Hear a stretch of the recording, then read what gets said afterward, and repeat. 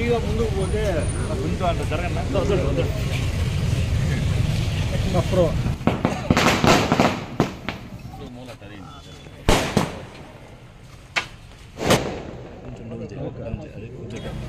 Okay అదే ఆ మాట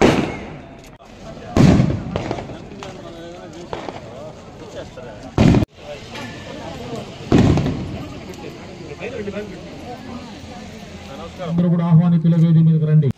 మన్నారు పోడూరు పుర ప్రముఖులకు మరి మహిళా గ్రామాలు పట్టణాల్లో స్వచ్ఛ భారత్ మిషన్ సందేశాన్ని సహాయపడుతుందని నాకు నమ్మకం ఉన్నది.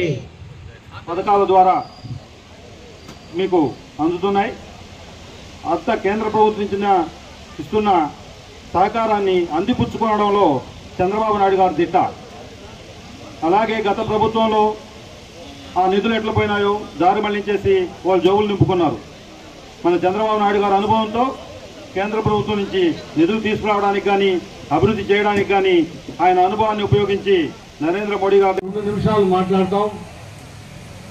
మన చంద్రబాబు నాయుడు ముఖ్యమంత్రి కాకముందు కనీసం జీతాలు ఇచ్చేదానికి కూడా లేదు. రాష్ట్రం ప్రభుత్వంలో జీతాలు 15 ఇచ్చారు, 10 ఇచ్చారు, వాళ్ళ ఇష్టం వచ్చిన టైంలో ఇచ్చారు.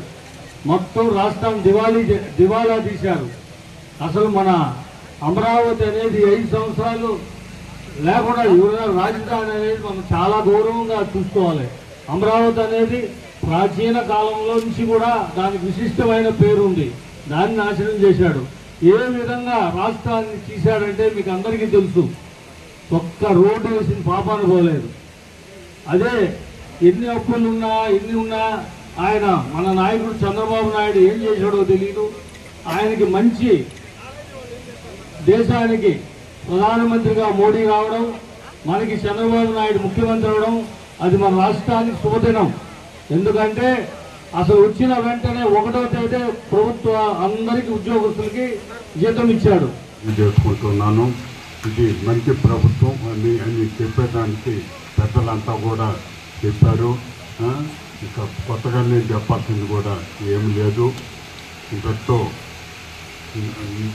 నేను నా ప్రసంగాన్ని 7వ రోజుగా ఇది మంచి ప్రభుత్వం అనే కార్యక్రమం జరుగుతూ ఉంది. మరి గత 6 రోజుల నుంచి మన శాసనసభ్యురాలు అన్ని మండలాల్లో కూడా పర్యటించి అన్ని సభల్లో కూడా పాల్గొనడం కూడా జరిగింది. మరి ఈరోజు సూలూరుపేట నియోజకవర్గం, సూలూరుపేట పట్టణంలో జరుగు ఇది మంచి ప్రభుత్వం కార్యక్రమానికి గ్రావెల్ దోసుకున్నారు చాలు, క్వార్జ్ మెటల్ అమ్మించింది చాలు.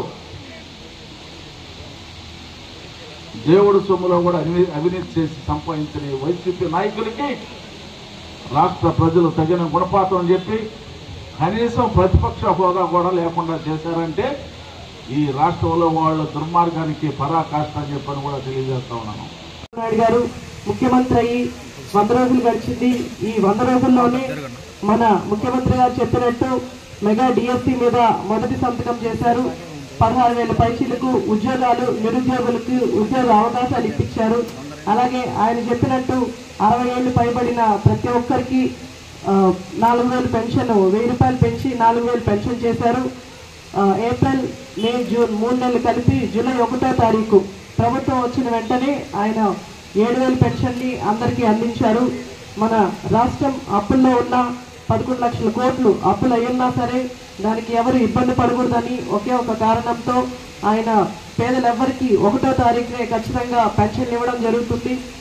అలాగే ఆయన చెప్పినట్టు అన్నా క్యాంటీన్లు, గత ప్రభుత్వంలో మూసేసిన అన్నా క్యాంటీన్లు ఇప్పుడు మళ్ళీ రీఓపెన్ చేసి మన నియోజకవర్గంలో 2 అన్నా క్యాంటీన్లు, ఒకటి నాయుడుపేటలో, ఒకటి సూలూరుపేటలో 5 రూపాయలకే పేదలందరికీ నాణ్యమైన భోజనం అందాలని అన్నా క్యాంటీన్లు ఓపెన్ చేయడం జరిగింది.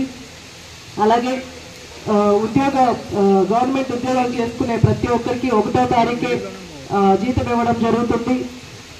అలాగే మనకు సూలూరుపేట నియోజకవర్గానికి 6 మండలాలకు కలిపి 12 కోట్లు శాంక్షన్ చేశారు. దీంతో మన రోడ్లు సీసీ రోడ్లు కానీ డ్రైన్లు కానీ వేసుకునే అవకాశం చంద్రబాబు నాయుడు గారు మనకి ఇచ్చారు ఎన్ఆర్జీఎస్ వర్కుల ద్వారా. అలాగే ఆయన చెప్పిన అన్ని సూపర్ 6లో పథకాలన్నీ ఒక్కొక్కటిగా చేసుకుంటూ వస్తున్నారు. ఇంకా మన ప్రభుత్వం 100 రోజులే గడిచింది, ఇంకా చాలా సమయం ఉంది. తప్పకుండా చంద్రబాబు నాయుడు గారు అటు అభివృద్ధిని ఇటు సంక్షేమాన్ని రెండు ముందుకి సమపాలనలో తీసుకెళ్తారు. సూలూరుపేట నియోజకవర్గంలో ఎమ్మెల్యేగా ఉన్న నేను తప్పకుండా సూలూరుపేట నియోజకవర్గాన్ని అభివృద్ధి బాటలో నడిపిస్తాను.